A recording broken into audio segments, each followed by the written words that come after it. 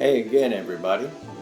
As with many of my stories, one friend looms above all others in his participation, and that would be John Cooke.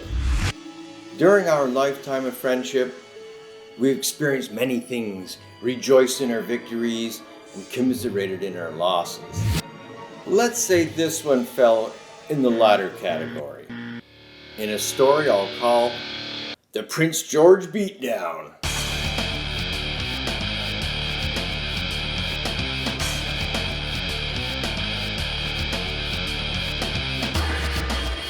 It was 1982, and I moved out of my hometown to attend college in a city nearby. Making this move with me and attending the same school were three good friends, Rick Girardin, Andrew Borelli, and of course, John Cooke.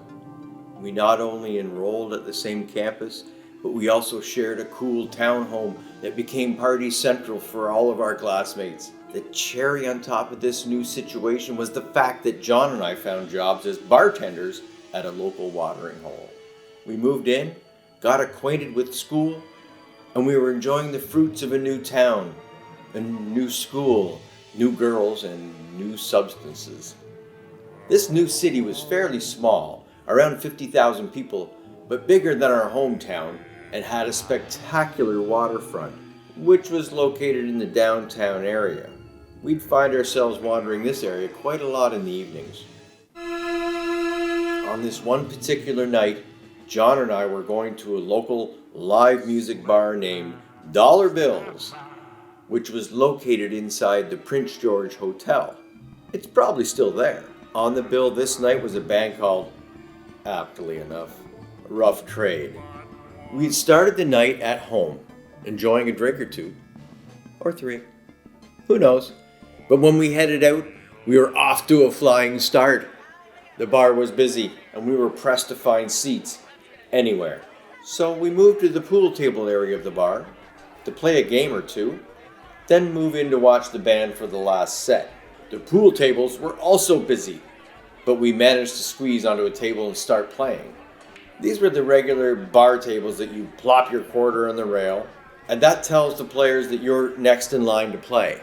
Somehow, in our drunken haze, we managed to win a game or two and run the table for a bit, believe it or not.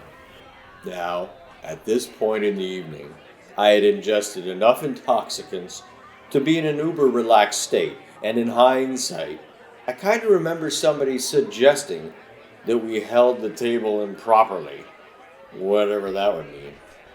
But it's just a foggy recollection at best. So, eventually, we can't stand up anymore, tired of playing pool, so we wander off to find seats to watch the band. Lucky for us, there's a great table open, and we grab it. It's a regular square bar table with 4 seats. John sits down, and I sit down across from him. I wish I could tell you what we were talking about or what the band was playing, but time passed, and the drinks continued. It all became a haze. At the end of the night, as the band was wrapping up and we were zoning out, a big, tough-looking dude sits down next to me, looks me in the eye, and asks, "Were you snickering at my brother?" I remember answering, "Who are you and who's your brother?" not realizing he wasn't really looking for an answer. This was just his way of introducing his intent to all in attendance. And just at that moment, like a scripted dance that was not experiencing its first performance, his other tough-looking buddy sits down between John and I. For a moment, my eyes met John's eyes, and unspoken, and at once, we both knew the night would not end peacefully.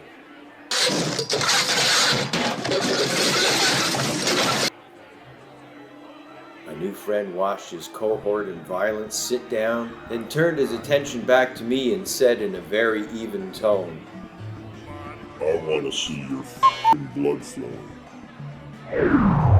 Now, Let me explain something. It was 1982. We all had long hair. We were musician types, happy in life, easygoing. Problem was, this small town was also home to a military college, whose recruits were identified by the razor-tight haircuts they sported. These guys had been trained to mangle people, and they had not been put in front of the people they were trained to fight, so they were looking for poor saps in a bar. And here we were, ripe for the picking. Where was I? Oh yeah, this guy wanted to see my fucking blood flowing. How could I forget? Well, he was holding his beer in his right hand, and he smashed it into my face. He smashed it into my face so hard, I thought I would have a Molson logo branded into my face forever. I remember him swinging at me. Then I literally woke up under the next table. It couldn't have been too long, because when I got back to my feet, I could see two guys standing alongside John about 10 feet away from me, on either side of him. And they were basically literally kicking the shit out of him as he's on his hands and knees. Well, before I could run back into the fray, and if you know much about me, it's exactly what I would have done, the bouncers had grabbed these guys and tossed them outside. In all, it was over in about 1 minute. But the damage was done. John and I, sitting back at the table, totally sober by now, bleeding all over our beers, wondering what just happened. I suggested that we go outside and try to find them. For what reason? Not really sure. As these were serious soldier dudes, John, in his infinite wisdom, revealed the reality of the situation by stating to me, if we go out there, no one will stop them and they will actually kill us. To which I replied, yeah, you're probably right. Anyways, we eventually head back home to clean up our wounds and reflect. We arrive back to find Rick and Andrew up and awake after enjoying a wonderful night out. Figures. So, about 2 days after the fight, I wake up to being blind in my left eye.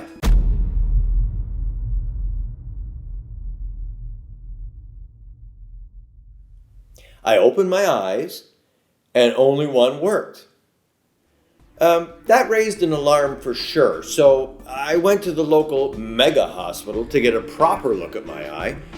Turned out it was the worst retinal detachment the eye doctor had ever seen. I was hit so hard, the force tore my retina right in half, and it took a day or two to actually fall away. Ew, seriously? That is so gross. I went immediately in the hospital, and I had major eye surgery and still can't see out of my left eye properly. I live with a sponge in my eye as a result of, allegedly, snickering at some asshole's brother. Gotta love those killer soldiers. Thanks, military. Well, I'm sure there's more to come on Dad's Quality Stories.